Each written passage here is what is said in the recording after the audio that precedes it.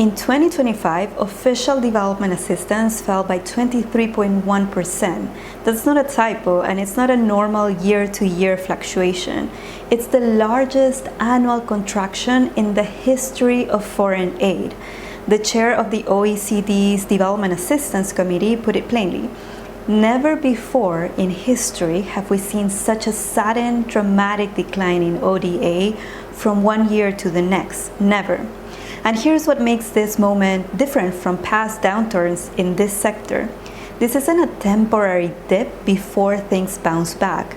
The OECD is projecting a further decline in 2026 and following years. This is a structural decline, not a bad quarter. So if you're a student trying to specialize in a particular area, or a practitioner watching your organization become even smaller, or someone who just lost their job in this sector entirely, the question on the table is not when will things go back to normal, it's what's actually replacing the old model and where do I fit inside it? Now here's the history that circulated for the past year in two competing versions, and both versions are too simple in my opinion. Version 1, this is a temporary disruption. The US pulls back, Europe tightens budgets, but the fundamental architecture of international development, like donor governments, multilateral institutions, large INGOs, delivering programs, will recover once the political winds shift. Hold steady, wait it out. Version 2, this is the end. Development as a field is collapsing, the money isn't coming back, and anyone still building a career here is fighting the last war. Neither version is aligned with the actual evidence. The contraction is real and severe. 5 major donors accounted for nearly all of the decline, with the United States alone responsible for 3/4 of it. But at the very same moment, Germany became the largest DAC donor in history. Korea nearly doubled its aid budget while everyone else cut. A handful of countries in Europe like Denmark, Luxembourg, Norway, Sweden not only held their commitments, they exceeded them. And this is what's hopeful. This isn't a sector dying. It's a sector reorganizing, unevenly, yes, and not always honestly about what's actually happening. Understanding the shape of that reorganization is the only way to make good decisions about where you stand inside it. Now let's look at what's actually happening across the patterns the research consistently identifies. First, the contraction is real, deep and concentrated. Bilateral aid fell over 26%. Core funding to the UN system dropped 27%, the largest one-year drop on record, driven largely by an 87% cut in US contributions. Multilateral development banks, by contrast, saw core support increase. The difference matters here. It tells us governments haven't lost faith in multilateral mechanisms broadly. They've probably lost faith in one specific kind, the UN system, for example, while quietly reinforcing another. Second, the underlying logic of aid itself is being renamed openly. Researchers at the Geneva Graduate Institute interviewed practitioners across both traditional and emerging donor agencies and found this. Officials are now openly saying what used to stay unspoken. Pursuing national interests is not new, one put it. What's new is that we're more transparent about it. Whether that honesty is good news or bad news for people in poverty is a genuine open question. But the shift itself is no longer in dispute. Third, the rhetoric of localization, meaning shifting power and resources to local organizations, has almost completely failed to translate into actual funding. A tracking report found that 5 major donors sent an average of just 5.5% of project funding directly to local organizations. USA, the most committed of the 5, hit just 5.1%, despite having publicly pledged 25% by that year. In humanitarian response, the gap is even worse. Only 1.2% of funding reaches local actors directly against a commitment of 25% set 5 years ago. This is, across the entire literature, one of the most consistent findings of all. Locally led development is well evidenced as more cost-effective and more sustainable, and the money still is not following the evidence. Fourth, a new reorganizing idea is absorbing an increasing share of what's left. The share of bilateral aid directed toward what's called global public goods.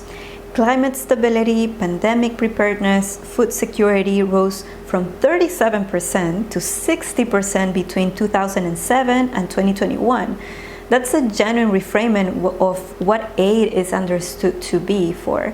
And it raises a question the researchers themselves flag directly.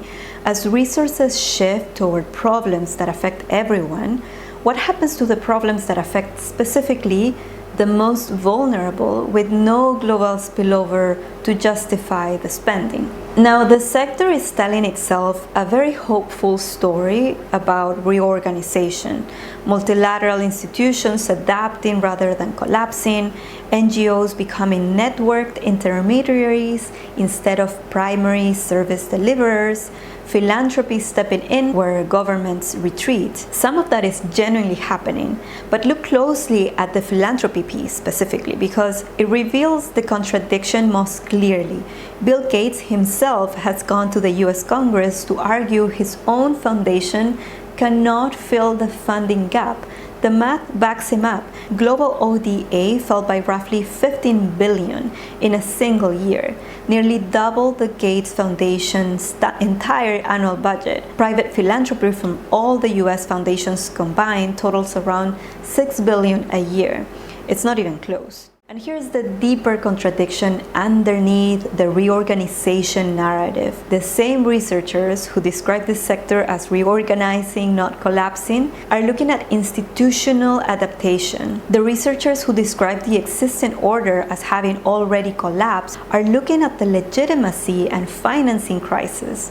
Both are using rigorous evidence. Both are right at different levels of the same system at the same time. That's not a contradiction to resolve, really. It's a contradiction to sit inside honestly, because pretending it resolves cleanly in either direction will lead you to possibly bad decisions. Now, here's my interpretation. The sector is not collapsing and it's not fine. It's being rebuilt in real time by people who don't agree on what it should become, and the evidence supports multiple genuinely incompatible readings of the same facts. What strikes me most isn't the disagreement itself, it's something one Harvard researcher noted after multiple interviews across very different institutions: a persistent desire to cooperate. People kept returning to the same idea, that disruption could be an opening if it leads to the right conversations. Now, that's not naive optimism, it's a specific claim that the appetite for genuine cooperation has survived the collapse of the old funding architecture, even where the architecture itself hasn't. And it changes the question for anyone building a career or strategy right now. Not how do I get back to how things were, but which version of what comes next is worth even helping build. So here's the reframe. The question, what is the future of international development, doesn't have one answer.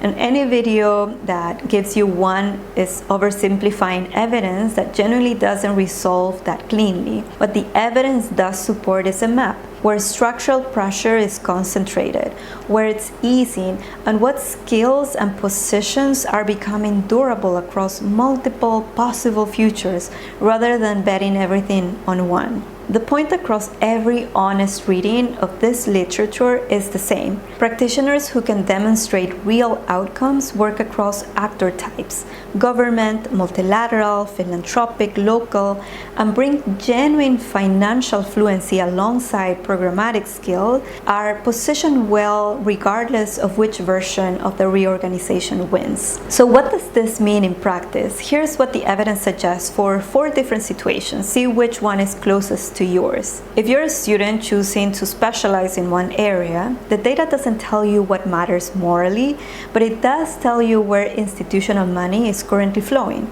Climate and health security adjacent work sits on the stronger side of the funding shift.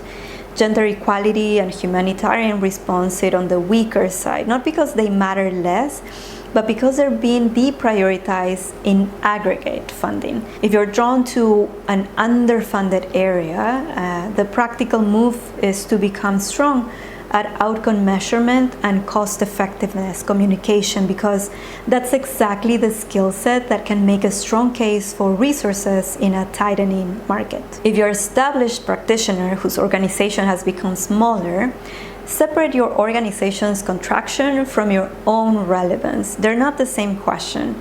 Ask honestly whether your organization is becoming genuinely network intermediary, connecting and supporting local actors with fewer resources, or just doing the old model, maybe applying some changes but not changing it entirely. The first is credible adaptation. The second is a slow decline.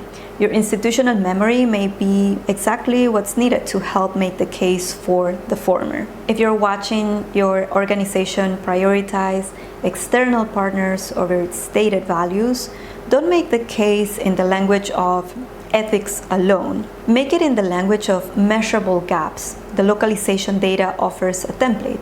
Track the specific distance between what your organization publicly commits to and what it actually funds. That's a harder argument to dismiss as personal opinion, because it's an accountability standard the organization already agreed to. Now, if you've been laid off and are searching for stability, consider multilateral development banks, Southern public development banks, and organizations that are direct grantees of fast-growing funders like Mackenzie Scott's, giving more heavily than the traditional Northern INGO ladder, which is under the most sustained pressure right now. And building fluency in outcome-based financing and transparent reporting on local partnerships.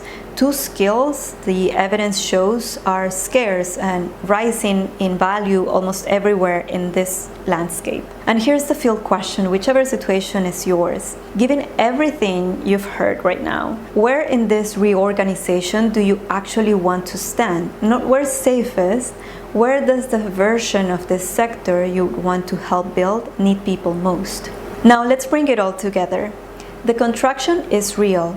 The largest one-year drop in history of foreign aid, with more decline projected. The logic underneath aid is being renamed more honestly as national interest rather than altruism. The gap between localization rhetoric and localization funding remains one of the most consistent findings in the entire field, and a new reorganizing idea, global public goods, is absorbing a growing share of what's left, raising real questions about who gets pushed out. None of this resolves into a single comfortable prediction. The researchers studying this most carefully disagree with each other, using the same evidence because they're looking at different parts of the same true picture. What does hold up across every scenario the evidence covers is this: the practitioners who will navigate what's coming are not the ones betting on a single thematic area, institution type, or funding model staying the way it's always been. They're the ones building adaptability, financial literacy, and rigorous honesty about outcomes, skills that travel across whatever version of this sector ends up taking shape.